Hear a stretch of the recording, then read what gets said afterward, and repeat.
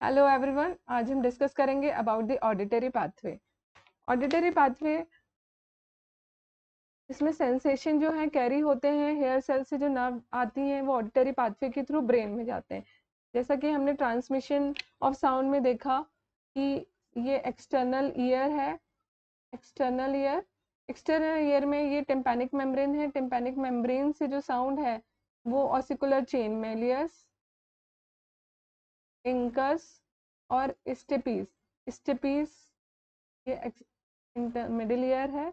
Steppes में vibration जो है वो इंटरनल ईयर के स्केला वेस्टिबुलाई में जाते हैं, फिर वो स्केला मीडिया के थ्रू स्केला टिम्पेनी में आते हैं। यहाँ पे ये राउंड विंडो के थ्रू आ रहे हैं स्केला वेस्टिबुलाई में, फिर ये रीजनल मेम्ब्रेन से जा रहे हैं स्केला मीडिया में, फिर स्केला टिम्पेनाई में। यहाँ राउंड विंडो का भी मूवमेंट होता है। यहाँ बेसिलर मूवमेंट को ये वाइब्रेशन देते हैं। तो यहाँ पे सेंसरी ऑर्गन होता है, दैट इज ऑर्गन ऑफ कोटाई। तो ऑर्गन ऑफ कोटाई में हमने देखा था कि कुछ हेयर सेल्स होती हैं जो ये सेंसेशन रिसीव करती हैं और इसमें कुछ चेंजेस होते हैं। इसका रेस्टिंग मेम्ब्रेन पोटेंशियल होता है, एंडोकॉक्लियर पोटेंशियल होता है, पोटेंशियल चेंजेस होते हैं, डिपोलराइजेशन रिपोलराइजेशन होता है ऑर्गन ऑफ कोटाई में। पर हम देख लेते हैं, ये स्केला वेस्टिबुलाई है, ये स्केला मीडिया है और यहाँ पर स्केला टेम्पेनाई है। ये लेटरल पार्ट है, स्ट्राया वेस्कुलरिस होता है यहाँ।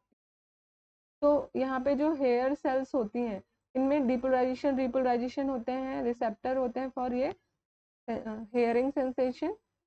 ये पोटेशियम यहाँ आता है, इसकी वजह से ये चेंजेस होते हैं और ये सेंसेशन ये स्पाइरल गैंग्लिया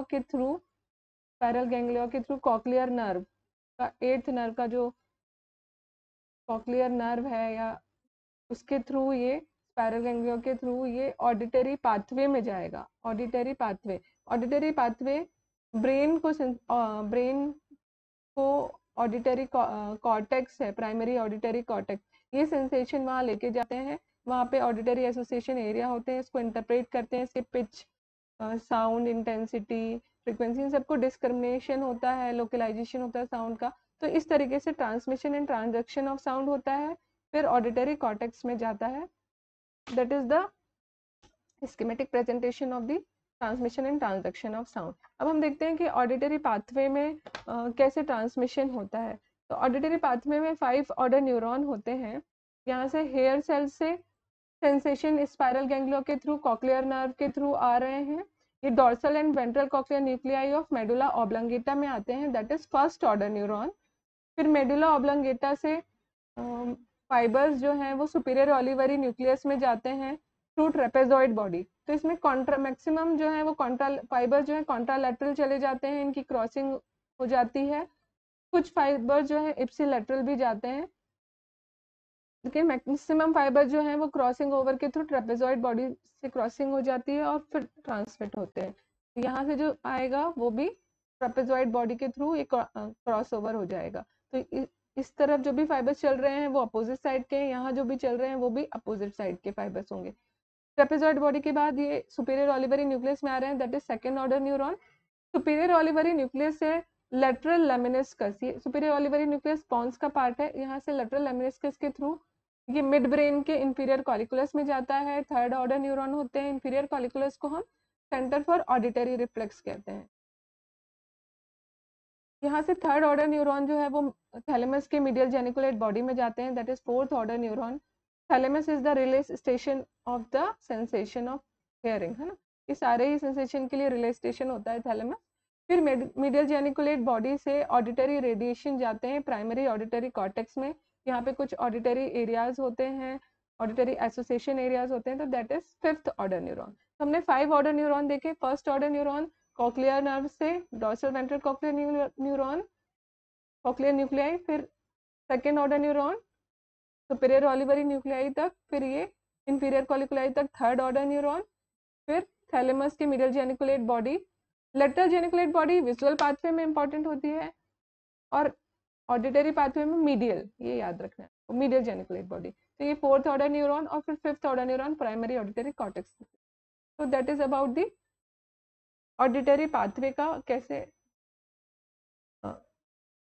जाता है ऑडिटरी कॉर्टेक्स तक, ऑडिटरी पाथवे। इसका स्कीमेटिक हम प्रेजेंटेशन एक बार देखते हैं। इसको रिमेम्बर करने के लिए एक निमोनिक है ई कोलाई मा। ऑडिटरी पाथवे, इसको मैं आपको डिस्कस करती हूँ। ऑडिटरी पाथवे का बायलैटरल रिप्रेजेंटेशन होता है कि दो साइड की कॉक्लिया है, यहाँ से सेंसेशन कॉक्लियर नर्व से कॉक्लियर न्यूक्लियाई में आता है, फिर उनकी क्रॉसिंग हो जाती है और ये जाता है सुपीरियर ऑलिवरी न्यूक्लियाई में। क्रॉसिंग होती है यहाँ पे ट्रेपेजॉइड बॉडी में। ट्रेपेजॉइड बॉडी के थ्रू ये दो सुपीरियर ऑलिवरी न्यूक्लियाई हैं। इसके लेटरल लेमिनिस्कस के थ्रू इंफीरियर कॉलिकुलस में जाएगा, मीडियल जेनिकुलेट बॉडी, और फिर वो medial geniculate body of thalamus और प्राइमरी ऑडिटरी कॉर्टेक्स में जाता है। तो हम इसको कैसे रिमेंबर कर सकते हैं? निमोनिक है ई कोलाई मा। ई कोलाई मा जो है, E is for 8th cranial nerve, जो सेंसेशन लेके आती है कॉक्लियर नर्व, कॉक्लियर न्यूक्लियाई तक, ये फर्स्ट ऑर्डर न्यूरॉन है। फिर कॉक्लियर न्यूक्लियाई से सी फॉर कॉक्लियर न्यूक्लियाई, फिर o olivary nucleus, superior olivary nucleus, ये सेकेंड ऑर्डर न्यूरॉन होते हैं। सुपीरियर ओलिवरी न्यूक्लियस से लेटरल लेमिनिस्कस के थ्रू इंफीरियर कॉलिकुलाई में जाता है ये sensation, that is third order neuron. Inferior colliculi से वो medial geniculate body of the thalamus में जाएगा, that is fourth order neuron. M for medial geniculate body, I for inferior colliculus. Medial geniculate body से auditory cortex में जाता है, that is fifth order. E for 8th cranial nerve, C for cochlear nuclei, O for olivary nuclei, that is superior olivary nuclei, L for lateral lemniscus, I for inferior colliculus, M for medial geniculate body, and A for auditory cortex. So that is the schematic presentation of the auditory pathway. अब हम auditory pathway से ये यहाँ पर हमने देखा कि ये ऑडिटरी कॉर्टेक्स में आ गए सेंसेशन। अब हम एक एक पार्ट्स को हम डिस्कस करते हैं, इसका फंक्शन क्या है फिजियोलॉजिकल। तो ये जो डॉर्सल और वेंट्रल कॉक्लियर न्यूक्लियाई होते हैं, इनमें सेंसेशन कैसे कैरी होता है? इसका जो इनर मोस्ट पार्ट होता है, वो जो कॉक्लिया के बेस वाले पोर्शन से हाई टोन आती है, वो डॉर्सल वेंट्रल कॉक्लियर न्यूक्लियाई के इनर मोस्ट पार्ट में जाएगी। तो हमने जैसे डिस्कस किया था कि टोनोटॉपिक रिप्रेजेंटेशन होता है, टोनोटॉपिक ऑर्गेनाइजेशन होता है। कॉक्लिया से डिफरेंट टोन के सेंसेशन ऑडिटरी पाथवे के डिफरेंट फाइबर से कैरी होंगे। तो जो dorsal and ventral cochlear nuclei में वो फाइबर्स आएंगे जो बेस से हाई टोन हाई फ्रिक्वेंसी या हाई टोन के फाइबर्स लेके आ रहे हैं। और डॉर्सल वेंट्रल कॉक्लियाई में न्यूक्लियाई में ही पेरिफेरल पार्ट में वो फाइबर्स आएंगे जो कॉक्लिया के एपेक्स से लो फ्रिक्वेंसी या लो टोन के फाइबर्स ला रहे हैं। तो फाइबर्स का भी डिफरेंट ऑर्गेनाइजेशन या डिफरेंट पैटर्न होता है डॉर्सल वेंट्रल कॉक्लियर न्यूक्लियाई। अब हम देखते हैं कि ये क्रॉसिंग ओवर हो गई ट्रेपेजॉइड बॉडी से। ये जो क्रॉसिंग हो रही है ट्रेपेजॉइड बॉडी से, तो इससे इसका ये इंपॉर्टेंट होता है कि ये कंपेयर कर लेता है timing of auditory stimuli at both year. जैसे कि यदि राइट साइड से साउंड आ रहा है तो वो राइट ईयर में पहले पहुंचेगा, तो ट्रेपेजॉइड में उसके फाइबर्स पहले आएंगे। और जो लेफ्ट ईयर में आएंगे, यदि राइट साइड से साउंड आ रहा है, वो लेफ्ट ईयर में आने में टाइम लेगा, तो यहाँ के फाइबर ट्रेपेजॉइड बॉडी में लेट आएंगे। तो ये इन दोनों फाइबर्स के आने की जो क्रॉसिंग है उसको सेंस कर लेता है ट्रेपेजॉइड बॉडी। इससे लोकलाइजेशन हो सकता है साउंड की राइट साइड से आ रहा है कि लेफ्ट साइड से आ रहा है। तो ये ट्रेपेजॉइड बॉडी से सुपीरियर ऑलिवरी न्यूक्लियस में आ रहे हैं, that is second order neuron. Superior olivary nucleus में का फंक्शन होता है कि इंटीग्रेट करता है बायन्यूरल स्टिमुलाई। तो इसमें राइट साइड के भी साउंड आ रहे हैं, लेफ्ट साइड से भी साउंड आ रहे हैं, इनकी क्रॉसिंग हो रही है, तो ये दोनों ईयर के साउंड को इंटीग्रेट कर सकता है। दूसरा, ये कंपेयर कर सकता है timing of auditory stimuli at both year, कि राइट साइड से साउंड आ रहा है तो राइट साइड के फाइबर्स ट्रेपेजॉइड बॉडी में पहले आएंगे और लेफ्ट साइड में बाद में आएंगे। तो ये पहले और बाद में आने के फाइबर्स से सिग्नल उसको कंपेयर करके ये बता देता है कि साउंड राइट साइड से आ रहा है कि लेफ्ट साइड से आ रहा है। तो that is the localisation of sound, that is the property of crossing of the fibres through trapezoid body to superior olivary nucleus. तो इसका ये फंक्शन होता है कि बाइनोरल स्टिमुलाई को इंटीग्रेट कर रहा है दोनों ईयर से साउंड। जो दोनों ईयर से साउंड आ रहे हैं उसमें कितना टाइम लैग है, टाइम लैग कितना है, और इंटेंसिटी दोनों की कितना डिफर कर रही है, उससे ये लोकलाइज कर लेता है साउंड को सुपीरियर ऑलिवरी न्यूक्लियस। फिर ये पॉन्स से ये लेटरल लेमिनिस्कस के थ्रू जाते हैं इंफीरियर कॉलिकुलस में। इंफीरियर कॉलिकुलस मिड ब्रेन का पार्ट होता है, that is the third order neuron. तो इंफीरियर कॉलिकुलस में भी दो पार्ट हैं, सेंट्रल पार्ट और जो पेरिफेरल पार्ट है। जो सेंट्रल पार्ट है इससे कुछ कोलेट्रल्स जो है वो reticular formation medial geniculate body को जाते हैं। सेंटर पार्ट जो है वो कुछ फाइबर्स इसको मीडियल जेनिकुलेट बॉडी में जाके जो कि conscious perception of the sound कराते हैं, तो हम साउंड का कॉन्शियसली परसेप्ट कर पाते हैं, क्योंकि यहाँ के सेंटर वाले फाइबर्स जो है वो मीडियल जेनिकुलेट बॉडी में जाते हैं। जो पेरिफेरल फाइबर्स हैं वो कोलेट्रल, उनसे कुछ कोलेट्रल जो है रेटिकुलर फॉर्मेशन में जाता है। रेटिकुलर फॉर्मेशन इंपॉर्टेंट होता है अराउजल के लिए, अवेकनिंग के लिए। तो जो रेटिकुलर फॉर्मेशन में जा रहे हैं कुछ फाइबर्स की वजह से arousal and attention to auditory stimuli होता है। मतलब यदि कुछ फाइबर्स रेटिकुलर फॉर्मेशन में जा रहे हैं तो हम अवेयर रहते हैं साउंड के लिए, और कोई भी ऑडिटरी स्टिमुलाई हमें मिल रहा है तो हम अटेंशन या अवेयर हो जाते हैं, अराउज हो जाते हैं, अराउजल हो जाता है, क्योंकि इससे कोलेट्रल जाता है रेटिकुलर फॉर्मेशन में। इससे पेरिफेरल पार्ट से ही कुछ कोलेट्रल जो है सेरिबेलम में जाता है। तो ये इंपॉर्टेंट है for maintenance of posture in response to sound. जैसे ही साउंड आता है, ऑडिटरी स्टिमुलाई हमको मिलता है, कोई साउंड मिलता है, तो हम इमीडिएटली अपनी पोस्चर को अकॉर्डिंगली करेक्ट कर लेते हैं। या फिर जब हम कोई म्यूजिक सुनते हैं तो पर्टिकुलर म्यूजिक पे या पर्टिकुलर लिरिक्स पे हम अपनी डिफरेंट डिफरेंट पोजीशन बना के डांस कर पाते हैं। तो म्यूजिक के थ्रू डांसिंग जो हो रही है या पोस्चर मेंटेन हो रहा है, क्योंकि इंफीरियर कॉलिकुलस के पेरिफेरल पार्ट से कुछ कोलेट्रस जो है सेरिबेलम में जाते हैं, और हम साउंड के थ्रू अवेक हो जाते हैं या अराउजल हो जाता है हमारा, दैट इज क्योंकि इंफीरियर कॉलिकुलस से कुछ कोलेट्रस जो है रेटिकुलर फॉर्मेशन में जा रहे हैं। तो inferior colliculus is the centre for auditory reflex. यहाँ से कुछ फाइबर जो है, मतलब मैक्सिमम फाइबर जो है medicular geniculate body, medial geniculate body में कैरी होते हैं, that is the fourth order neuron. ये रिले स्टेशन होता है, यहाँ से फिर ऑडिटरी रेडिएशन के थ्रू प्राइमरी ऑडिटरी कॉर्टेक्स में जाते हैं। तो हम देखते हैं कि प्राइमरी ऑडिटरी कॉर्टेक्स क्या है, उसमें क्या एसोसिएशन एरिया होते हैं। तो पर्टिकुलरली हमने ऑडिटरी पाथवे में ये देखा कि इसका बायलेटरल रिप्रेजेंटेशन है, इससे राइट ईयर और लेफ्ट ईयर दोनों के ही फाइबर्स कैरी हो रहे हैं, न्यूरॉन्स कैरी हो रहे हैं, ट्रेपेजॉइड बॉडी में इनकी क्रॉसिंग हो रही है, तो अपोजिट ईयर में से ट्रांसमिट होता है साउंड। इनका कोलेट्रस जाता है रेटिकुलर फॉर्मेशन और सेरिबेलम को। पहले हमने देखा कि इसकी प्रॉपर्टी क्या है, बायलेटरल रिप्रेजेंटेशन है, कोलेट्रल रेटिकुलर फॉर्मेशन और सेरिबेलम को जा रहा है, इसलिए हम ऑडिटरी स्टिमुलाई से अराउजल और अवेकनिंग भी होती है और पर्टिकुलर पोस्चर मेंटेन होती है ऑडिटरी स्टिमुलाई से। दोनों टॉपिक ऑर्गेनाइजेशन है, मतलब each fibre respond to given tone. यहाँ पे हमने देखा था कि बेस से फाइबर आ रहे हैं हाई टोन के तो वो इनर मोस्ट पार्ट में जा रहे हैं, और एपेक्स से आ रहे हैं लो टोन के तो वो पेरिफेरल। तो ईच फाइबर रिस्पॉन्ड कर रहा है गिवन टोन को, फिर वो फाइबर्स कैरी कर रहे हैं सेंसेशन पर्टिकुलर एरिया में। इसको हम कहते हैं tonotopic organization, it's a property of auditory pathway.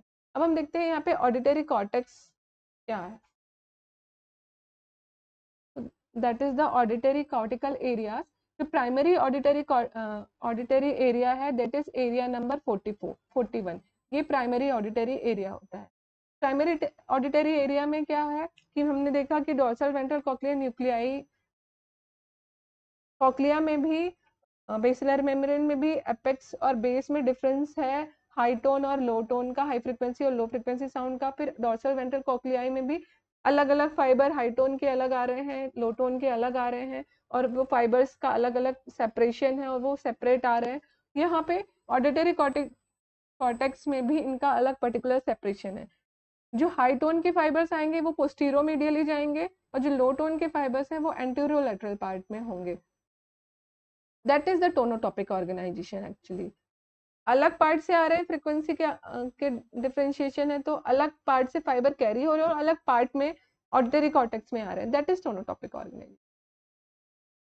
तो जी प्राइमरी ऑडिटरी कॉर्टेक्स के ये फंक्शन है, इसकी वजह से इसका फंक्शन क्या है कि ये टोनोटॉपिक ऑर्गेनाइजेशन के लिए इम्पॉर्टेंट है। अब हम देखते हैं कि प्राइमरी ऑडिटरी एरिया 41 है, इसके अलावा सुपीरियर, मीडियल और ये इंफीरियर टेम्पोरल गायरस है कॉर्टेक्स में। टेम्पोरल गायरस, यहाँ पे कुछ एरियाज हैं जो कि ऑडिटरी एसोसिएशन एरियाज होते हैं। First is Wernicke's area, area number 22, then area 21 and area 20, 21, 22। यहाँ से जो सेंसेशन है स्पीच के सेंसेशन, तो वर्निकेज एरिया में ये है कि यदि स्पीच को ये इंटरप्रेट करता है, राइट और लेफ्ट हेमिस्फेयर में डिफरेंट होता है।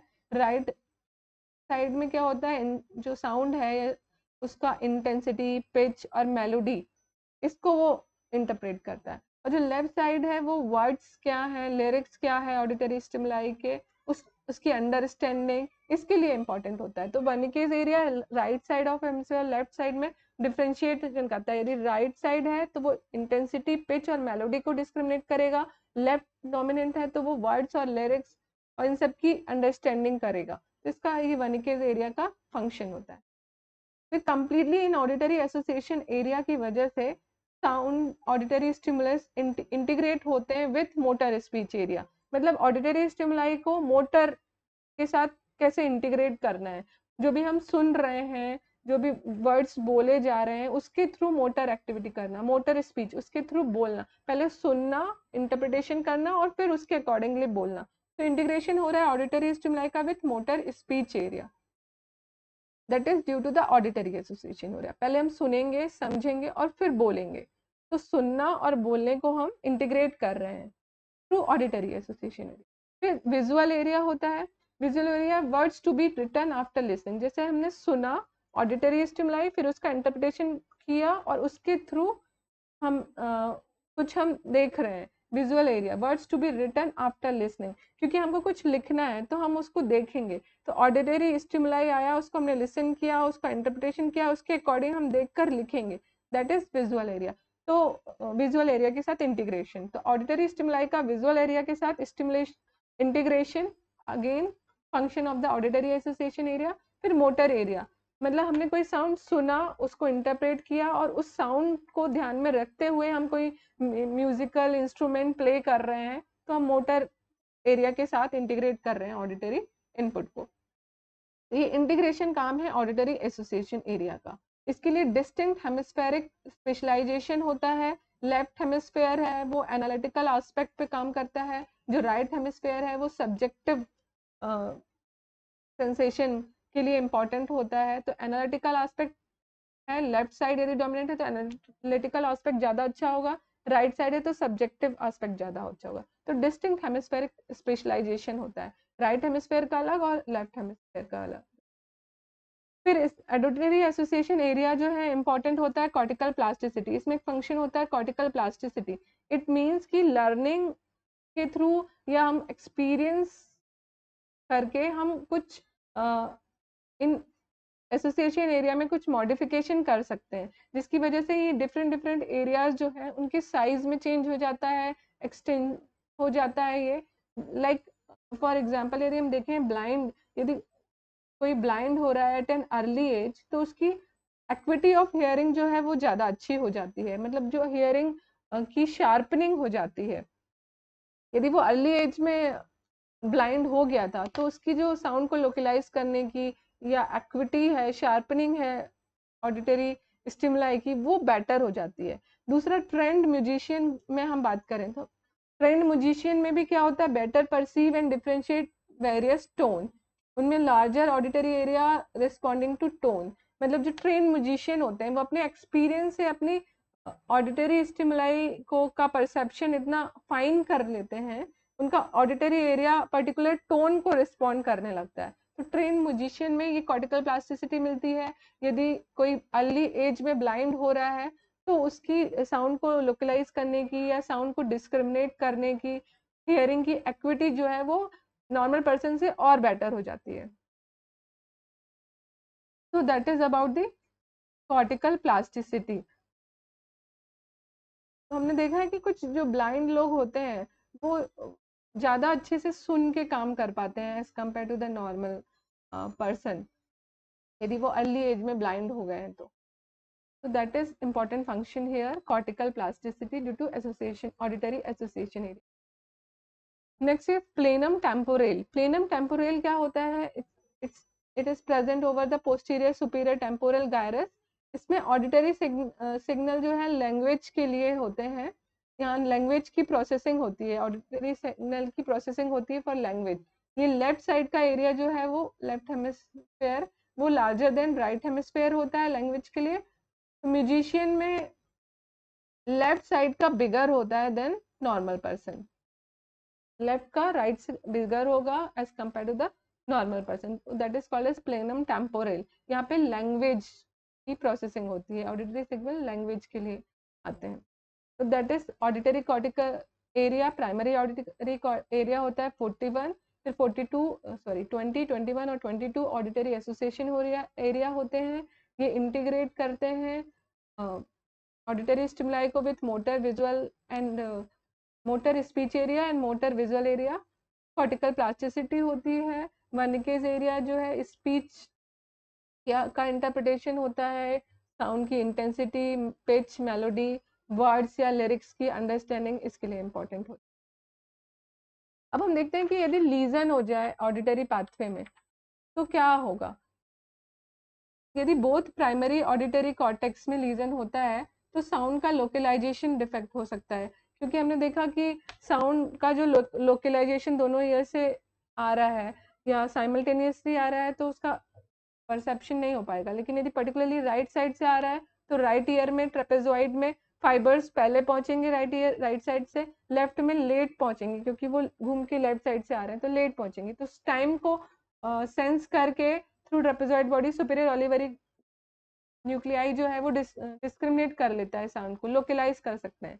यदि दोनों ईयर्स में साथ में आ रहे हैं सेंस साउंड तो वो साथ में क्रॉसिंग होगी तो टाइम से तो वो डिस्क्रिमिनेट नहीं कर पाएगा जब तक कि वो अपना हेड मूव ना करे हेड को टुवर्ड्स द साउंड या किसी भी तरफ हेड को मूव ना करे। तो सेंसेशन जो फाइबर्स आ रहे हैं वो उनकी टाइम जो है वो उस तरफ बढ़ जाएगी। यदि राइट में उसने मूव किया तो राइट से पहले आने लगेगा तो वो डिस्क्रिमिनेट कर पाएगा साउंड को। लेकिन यदि सेंटर में है हेड और दोनों साइड से सेम साउंड आ रहे हैं सेम इंटेंसिटी के तो क्रॉसिंग ओवर जो है क्रॉसिंग सेम टाइम पे होगी ट्रेपेजॉइड बॉडी में तो वो डिस्क्रिमिनेट नहीं कर पाएगा।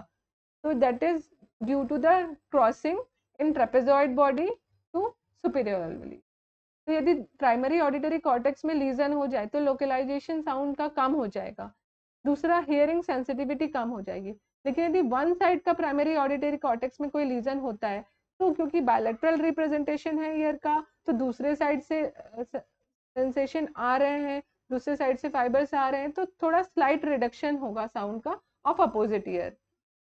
क्यों? क्योंकि मैक्सिमम फाइबर्स तो कॉन्ट्रालैटरली आ रहे थे तो अपोजिट ईयर में स्लाइट रिडक्शन होगा, ज्यादा इफेक्ट नहीं पड़ेगा क्योंकि दूसरे साइड से भी फाइबर्स आते हैं।